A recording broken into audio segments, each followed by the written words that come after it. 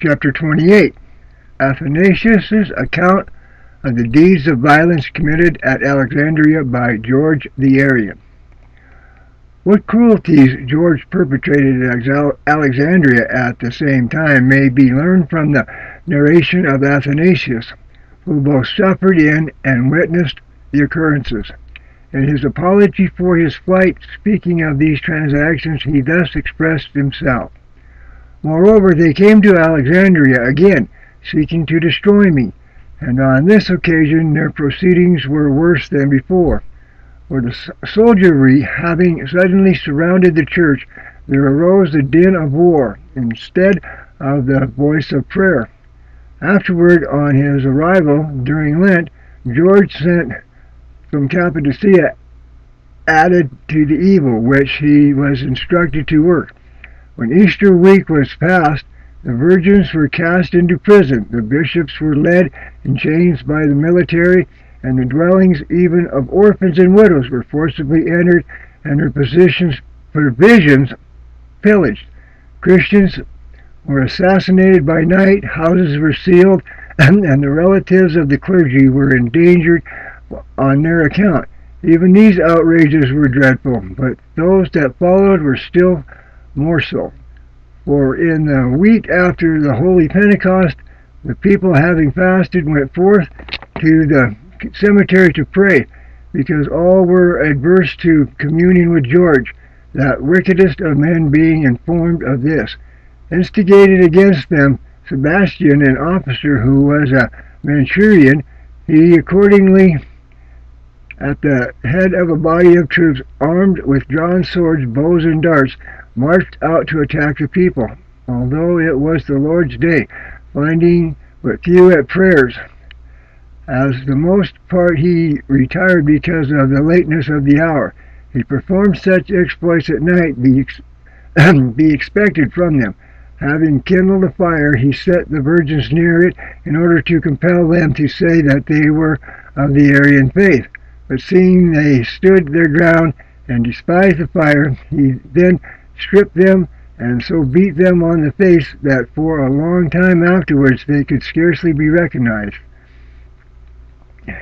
Seizing also about 40 men, he flogged them in an extraordinary manner, for he so lacerated their backs with rods, flesh cut from the palm tree, which still had their thorns on, that some were obligated to resort repeatedly to surgical aid in order to have the thorns extracted from their flesh, and others, unable to bear the agony, died under its infliction. All the survivors, with one virgin, they banished to the great oasis. Their bodies of the dead they did not so much as give up to their relatives, but denying them the rights of sepulture, they concealed them as they thought fit, that the evidences of their cruelty might not appear. They did this acting as madmen, for while the friends of the deceased rejoiced on account of their confession, but mourned because of their bodies were inert uninterred, the pious inhumanity of these acts was sounded abroad the more conspicuously, for soon after this they sent into exile out of Egypt, and the two Liberius, the following bishops: Ammonius, Thymius, Caius, Philo, Hermes, Pliny, Thesarius, Nilaman, Agatho, Angathius, Mark, Ammonius, another Mark, Draconius, Adelphius, and Athodorius, and the Prespers, Hierax, and Discorus. And so harshly did they treat them in conducting them, that some expired while on their journey, and others in the place of banishment. In this way they got rid of the more and 30 bishops for the anxious desire of the Arians, like Arabs, was to exterminate the truth if possible. Such are the words of Athanasius in regard to the atrocities perpetrated by George at Alexandria.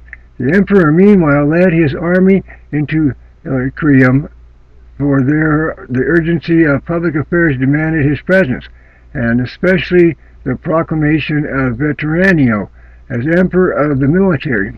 On arriving at Serenium, he came to a conference with Veteranio during a truce, and so managed that the soldiers who had previously declared for him changed sides and saluted Constans alone as Augustus and sovereign autocrat. In the acclamations, therefore, no notice was taken of Vetranio. Vetranio, perceiving himself to be abandoned, immediately threw himself at the feet of the emperor. Constans, taking from him his imperial crown and purple, treated him with great clemency and recommended him to pass the rest of his days in tranquility in the condition of a private citizen, observing that a life of repose at his advanced age was far more suitable than a dignity which entailed anxieties and care. Vetranio's affairs came to this issue, and the emperor ordered that a liberal provision out of the public revenue should be given him.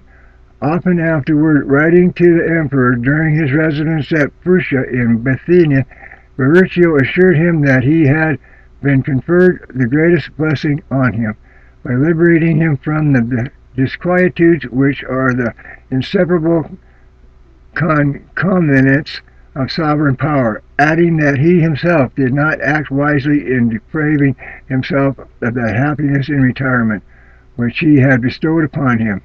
Let this suffice it on this point. After these things, the Emperor Constans, having created Gallus as kinsman Caesar and given him his own name, sent him to Antioch in Syria, providing thus for the guarding of the eastern parts. When Gallus was entering this city, the Savior's sign appeared in the east, for a pillar in the form of a cross, seen in the heavens, gave occasion for great amazement to the spectators. His other generals, Emperor dispatched against Magnentius with considerable forces, and he himself remained at Sirmium awaiting the course of events.